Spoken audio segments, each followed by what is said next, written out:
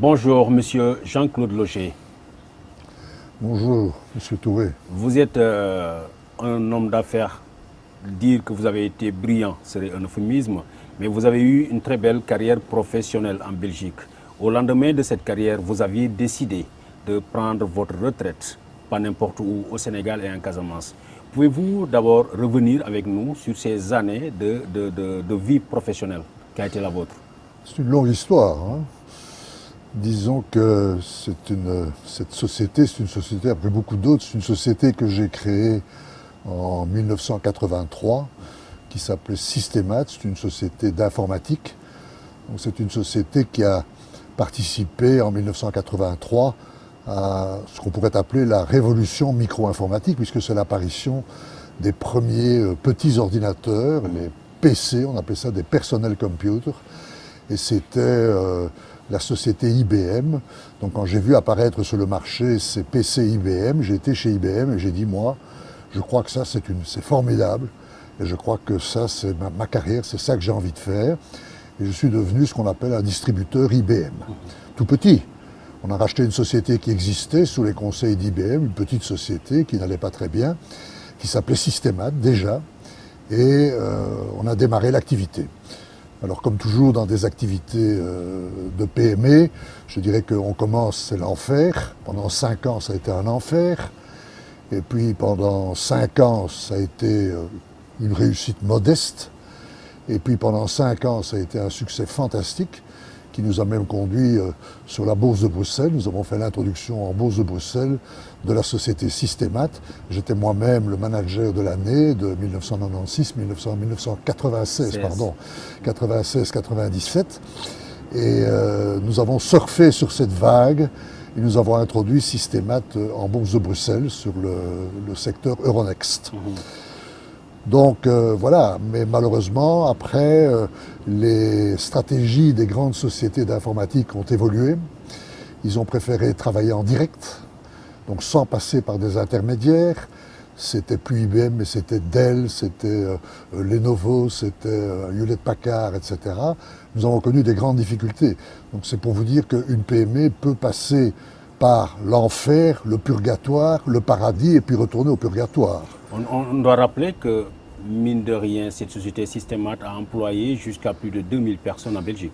Oui, presque, pas plus, mais enfin oui, c'est ça, environ 2000 personnes. 2000 personnes, non seulement en Belgique, mais en France, au Portugal, dans le Maghreb, dans certaines, comment est-ce qu'on appelle ça, certaines colonies françaises, certains territoires d'outre-mer. Donc nous étions sur tout ce territoire, nous étions environ 2000 personnes, absolument, oui. Arrivé en 2010, après plus d'un quart de siècle d'activité, vous décidez de prendre votre retraite. Est-ce que cela a été facile? Non, ça n'a pas été facile.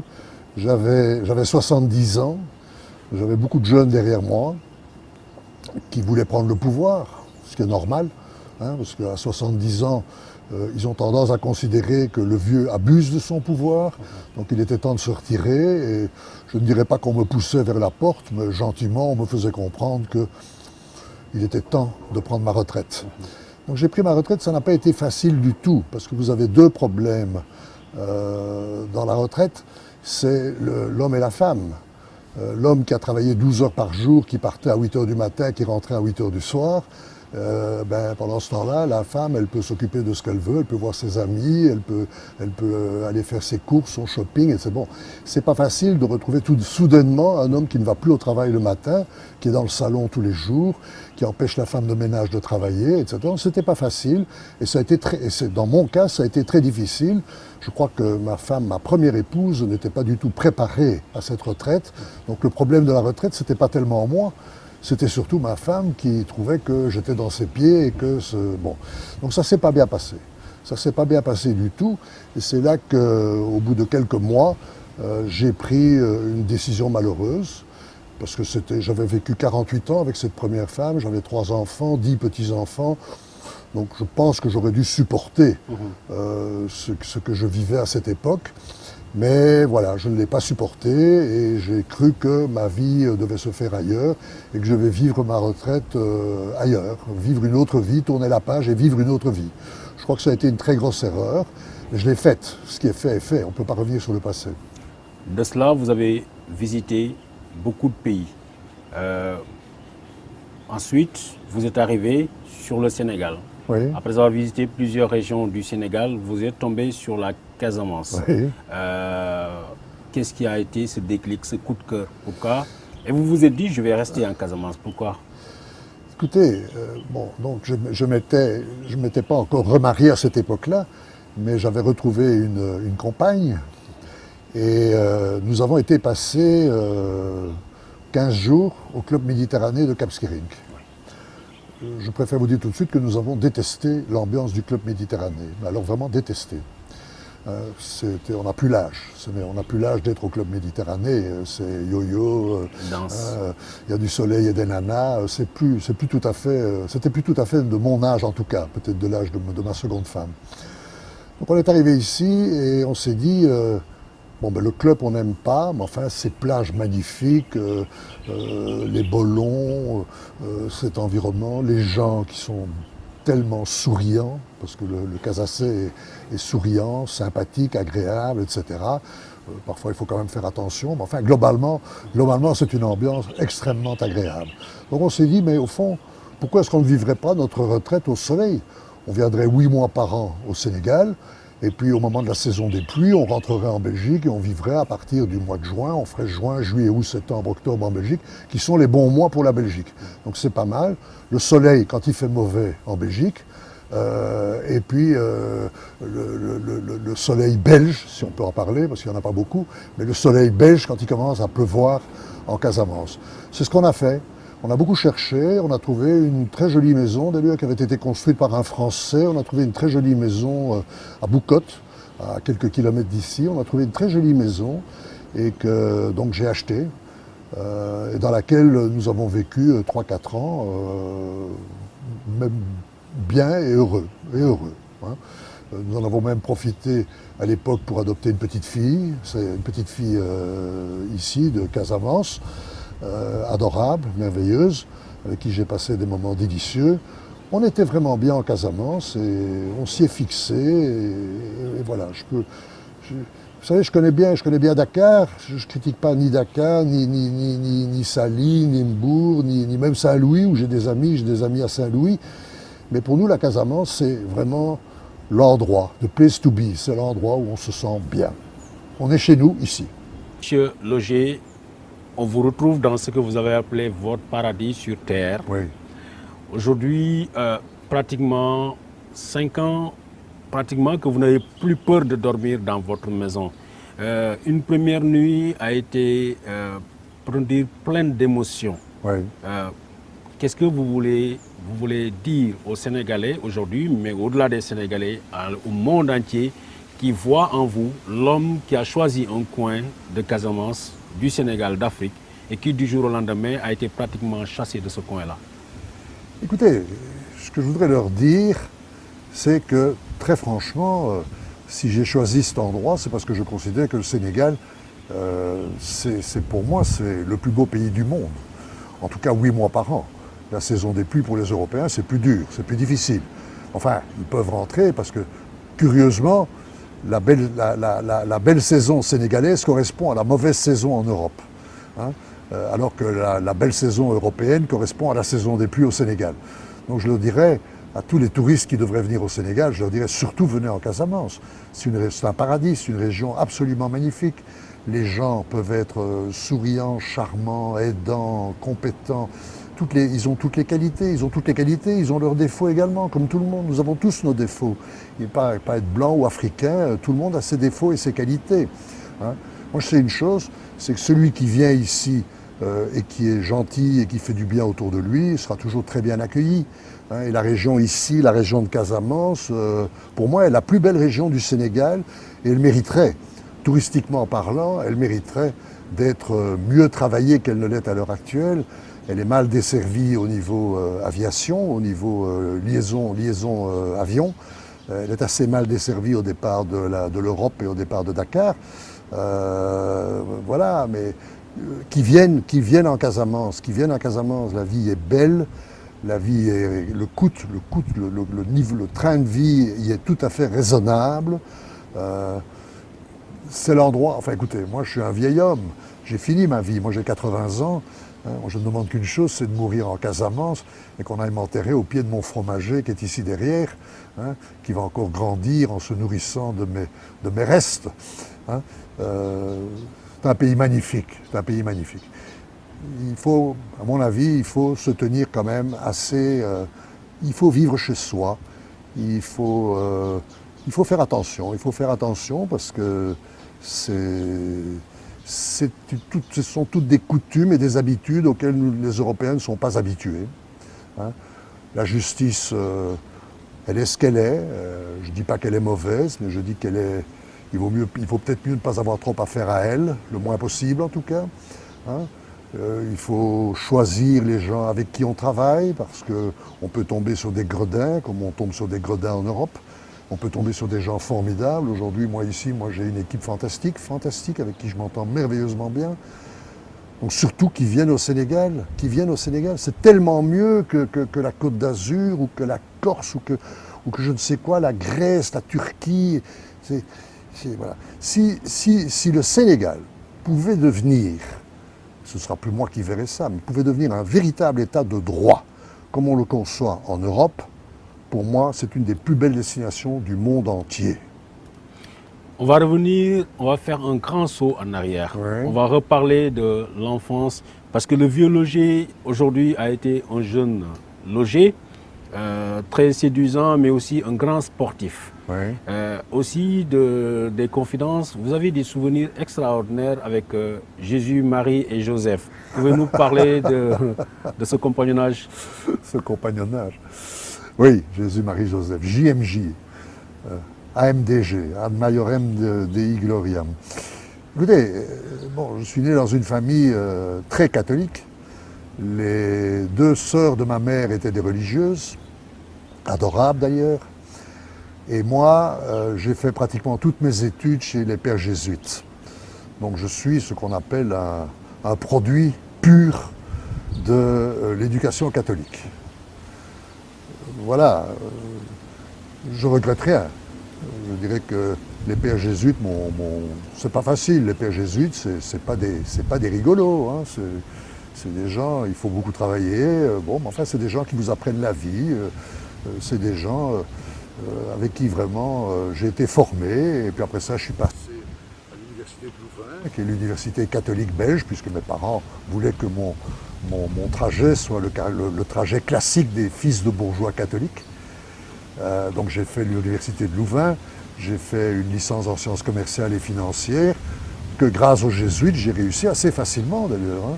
Je suis toujours passé en première session, j'ai toujours réussi tous mes examens, et je me suis retrouvé à l'âge de 22 ans, je crois, 21 ou 22 ans, je me suis retrouvé diplômé de l'université catholique de Louvain. Et puis à cette époque, vous aviez encore le service militaire obligatoire. Et donc là, j'ai choisi la solution la plus difficile, parce que vous pouvez faire votre service militaire comme simple soldat, moyennant quoi vous ne faisiez à l'époque que 12 mois, mais vous pouviez devenir officier de réserve, alors vous deviez faire 18 mois. Donc la plupart des gens choisissaient de devenir simple soldat. Moi, je n'aimais pas ça. Je trouvais de nouveau que quand on a beaucoup reçu, il faut aussi savoir rendre. Donc je voulais être officier de réserve. Donc je suis aujourd'hui un lieutenant de réserve de l'armée belge. J'ai même été décoré de l'ordre de Léopold. Voilà. Léopold, le roi des Belges. Léopold, le roi des Belges, oui. Et voilà. Donc j'ai fait le cursus classique des fils de bourgeois catholiques, avant de me lancer dans les affaires, pas tout de suite à mon compte, d'abord dans des sociétés d'un groupe important en Belgique qui s'appelait le groupe Cofinindus Bufina. J'ai travaillé 4-5 ans pour eux, et puis je me suis lancé dans le courtage d'assurance. J'ai monté une société de courtage d'assurance qui a très très bien fonctionné, que j'ai revendue, et puis je me suis lancé dans France Secours International, qui est une espèce d'Europe Assistance, qui a très bien fonctionné, que j'ai revendu également. Et puis finalement, il y a eu cette fameuse découverte de l'informatique, qui pour moi a été une révélation. Et c'était la révolution de la micro-informatique des années 80, 82, 83. Et là, je me suis lancé comme un fou là-dedans. Aujourd'hui, je ne sais même plus où on allume un ordinateur. Mais j'étais un informaticien passable. J'étais même un programmeur convenable. Je programmais pas trop mal. J'ai programmé pas mal d'applications, notamment une application de comptabilité qui a eu beaucoup de succès en Belgique, qui s'appelle Popsy. Et voilà. J'étais pas trop mauvais, mais j'ai perdu la main. Aujourd'hui, c'est devenu tellement plus compliqué avec les Windows, avec les fenêtrages, le langage C. Bon, tout ça, aujourd'hui, je confie ça. Enfin, bon. Mais on avait créé donc cette société Systémat a été une magnifique histoire, une magnifique réussite, dans laquelle j'ai travaillé pendant 30 ans. Et voilà, et à 70 ans, il était l'heure de la retraite, et voilà, je suis parti. Formé chez les pères jésuites, Ouais. peut-être qu'on attendrait du petit logis qui devienne prêtre. Automatiquement. Hein, vous avez ce qu'on appelle, vous avez chez les pères jésuites, vous avez deux retraites capitales, hein, qui s'appellent en seconde, en poésie, ça c'est la poésie, c'est la 5e latine, gréco-latine, ça s'appelle la retraite de vocation. Donc on a pendant 3-4 jours, on a droit à une série de prêches pour vous demander si vous sentez l'appel de Dieu et si vous avez envie de devenir jésuite, etc., etc. Honnêtement, ce n'était pas ma tasse de thé. Hein. Je ne me suis jamais senti très attiré par le fait de devenir jésuite, ni même curé. C'était pas ça que j'aimais. Moi, je suis un homme d'affaires. Ce que j'aime, c'est le commerce. Je ne dis pas, j'ai beaucoup de respect pour la religion, mais c'est pas ma tasse de thé. Quelles ont été vos relations avec les tantes qui étaient des sœurs et qui ne comprenaient pas que le petit logis se détourne un peu de la religion? Et mes relations étaient excellentes, surtout avec une des deux, parce qu'il y en a une qui est morte assez jeune. Elle est morte à une 60aine d'années, elle est morte d'un cancer. Hein, c'était ma tante Angèle qui est morte d'un cancer, assez jeune. Et l'autre est morte très, très âgée, elle est morte, je crois, à 95 ou 96 ans. Et j'allais la voir de temps en temps, dans Sa maison de retraite? son couvent ou sa maison de retraite. Et elle me disait qu'elle priait beaucoup pour moi.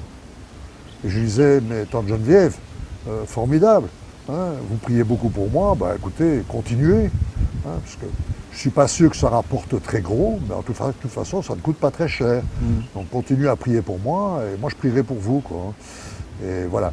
Et je lui posais des questions méchantes parfois. Je lui disais, oui, c'est très bien tout ça, mais imaginez, tante Geneviève, que vous avez consacré toute votre vie à Dieu. Et imaginez que Dieu n'existe pas. Ah, elle était furieuse. Je disais, enfin, comment est-ce que tu peux dire des choses pareilles? Enfin, c'est inimaginable. Hein. Retire ça tout de suite. Hein. Et alors j'en parlais à ma mère, je riais avec ma mère, qui était aussi, elle aurait pu être religieuse également d'ailleurs. J'en parlais avec ma mère qui m'engueulait, qui me passait des savons épouvantables. Bon, je ne suis pas très religieux, mais bon, j'ai beaucoup de respect pour la religion. Votre mère, vous m'aviez dit un jour qu'il y a une chose que vous ne pardonnerez jamais à votre mère. C'est quoi ce péché que vous ne pardonnerez jamais à votre mère? Oh là là. Oui, c'est un grand péché qu'elle a fait. Mais bon. En fait, j'ai été champion de Belgique de tennis cadet, c'est-à-dire de 12 à 14 ans. Champion de Belgique de tennis scolaire, c'est-à-dire de 14 à 16 ans. Et j'espérais évidemment devenir champion de Belgique junior, c'est-à-dire de 16 à 18 ans. Mais comme elle trouvait que je n'étudiais pas bien au collège, elle m'a supprimé mes raquettes et elle m'a mis en pension dans un collège de jésuites à Liège. Donc plus de raquettes, plus de tennis, plus rien. Et donc quand je suis revenu 2 ans plus tard, j'ai recommencé à jouer au tennis, mais les garçons que je battais quand j'avais 16 ans, je ne les battais plus quand j'avais 18 ans, ils étaient devenus plus forts que moi. Et malheureusement, je suis resté un très bon joueur de tennis, mais je n'ai jamais été champion de Belgique, junior ni senior. Hein, alors que tous les gens avec qui je jouais à l'époque sont tous devenus les numéros 1, 2, 3 belges. On joue en Coupe Davis, on joue...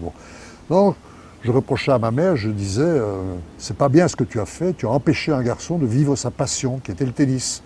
Et tu l'as fait pour me faire des études. Alors elle me répondait, regarde la réussite que tu as eue en faisant des études, tu vas quand même pas me reprocher tout ce que tu as fait grâce à tes études, juste pour jouer au tennis, que ce que tu aurais voulu devenir professeur de tennis, ce que tu as fait chez Systémat, c'est quand même infiniment mieux. Qu'est-ce que vous voulez que je dise? Qu'est-ce que... Je lui ai encore reproché 10 jours avant sa mort. Il n'y avait rien à faire, j'avais une raquette rentrée, quoi. Je lui ai dit, c'est pas bien ce que tu as fait. Et pourtant, on était dans les années 50 quand il y avait ce jeune logé. Au-delà du tennis, est-ce qu'il y avait un autre sport qui vous a intéressé? Oui, j'ai adoré le squash. J'ai adoré le squash. J'ai beaucoup joué au squash. J'étais très bon d'ailleurs. J'aimais bien le hockey sur gazon. Là, j'étais pas très très bon.